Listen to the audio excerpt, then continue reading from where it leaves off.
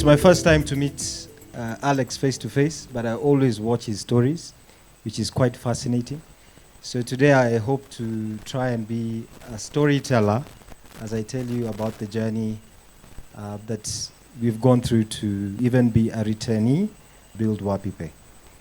Hopefully, I will attempt for you guys to take out 3 things. I'll start the story with myself as the co-founder of Wapi Pay.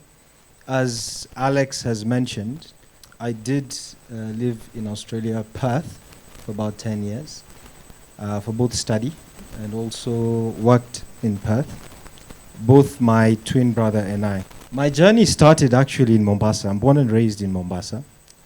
Ran off to college and university in Australia, Perth, Curtin University.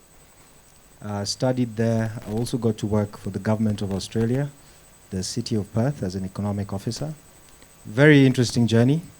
Of course, working, studying, working, studying. For those who are diaspora, those who are ex-diaspora, I think you know how it goes. It's not easy. But we survived it and were able to succeed and actually get jobs and work in Australia. After that, we did the daring returnees to come back to Kenya, which was another whole dimension. Anyone who's a returnee here and has not gone back? Vincent, you cannot raise your hand. It is a very, very tough assimilation once you come back home. Remember, I was from Mombasa. So this is my first time living in Nairobi. And you have no one that you know in Nairobi apart from family. And you have to figure out what you're going to do. First, you start by looking for a job in a 1-bedroom apartment, sharing with my brother. And yeah, no furniture, just sleeping on the mattress. Very interesting story. But the assimilation took about 2 years. Eventually ended up in technology, working as cellulant. It was a small business back then. The business grew. I was chief of business. It expanded. We grew it across 12 countries. And we built mobile banking services for different banks, about 40 different banks, from Barclays to Standard Bank. In a technology world, you know, mobile banking, for those who are much older, you remember SMS banking. Who remembers SMS banking? I don't know if Alex Mwaura remembers SMS banking, where you'd send an SMS and get your bank balance. We moved that to USSD, and then now app and technology improved significantly. M-Pesa came along and integrated that for banks. I later on became a banker, an ex-banker as well. Banking is an interesting experience. And later on became CEO of InterSwitch. Up until then, we decided to start Wapi Pay. So far that journey sounds short, but there's a lot of bumps, ups and downs. But as a returning diaspora, I think for me it's probably the most fulfilling journey that we've had to date. Today, after founding Wapi Pay, which turns 5 years this year, we have a team across Singapore, China, Kenya, Uganda, Ghana, Nigeria, and South Africa. So we employ about 45 people, indirectly about 100.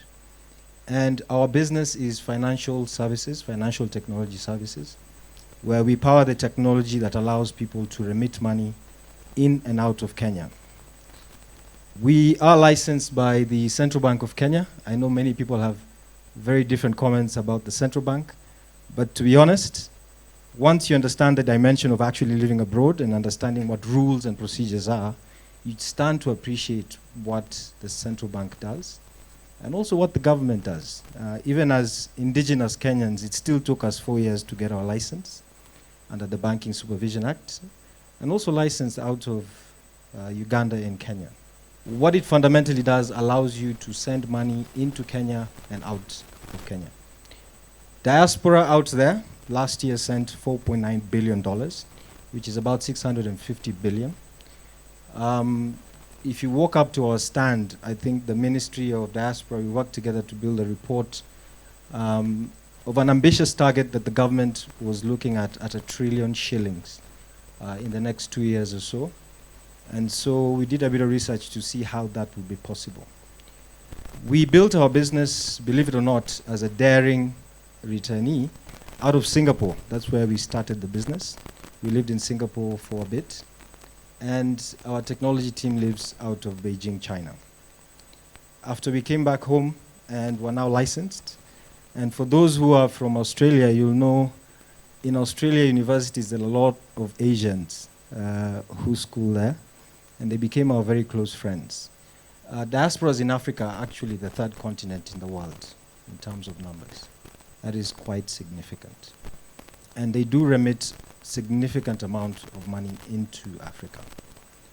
The opportunity we saw, as much as we've done 4.9 billion as Kenya, into Kenya as diaspora, believe it or not, Kenya sends out almost 200 billion shillings. That is because we are not a manufacturing state, so everything is imported out of China. I'm sure everyone knows that. Pharmaceuticals, construction, everything. Not just China, but Southeast Asia. So the first problem statement we, I think, looked to attempt as ex-technologists and bankers is how do people actually get money into Asia? And that's why we set up out of Singapore. And after setting that up very quickly, we got licensed in Kenya and set up Wapi Pay. It's a global remittance business, but we are the ones who actually terminate the M-Pesa transactions to M-Pesa and also bank. This year alone, we're looking to possibly do about $1.5 billion. Next year, 3 billion. And, you know, the journey of seeing how it's transitioned to purpose payments. So mostly people send money to mom, shosho, maybe hospital or pay school fees. But now people are sending money to even e-citizen. They're sending it for investments. They're sending it for all sorts of things. And it's very interesting to see that transition and see the volume grow to about 20-25% year on year. Now I think the first lesson there is in coming back home, do not flinch. The second one is the dimensions. Diasporas have the best opportunity to live in two dimensions. One, abroad. Second, you're a Kenyan and you live here. And you only can understand what space you live in based on what you see there and what is possible here. The third thing is maximize on that dimension. And again, with a famous quote, where there's mystery, there's margin. You know, watching the stories from everywhere, from Korea to an island in St. Helens to everywhere else, where there's mystery, there's margin. And because you live in two dimensions, both in Kenya and abroad, you are able to define that mystery, build a business, and actually thrive and survive.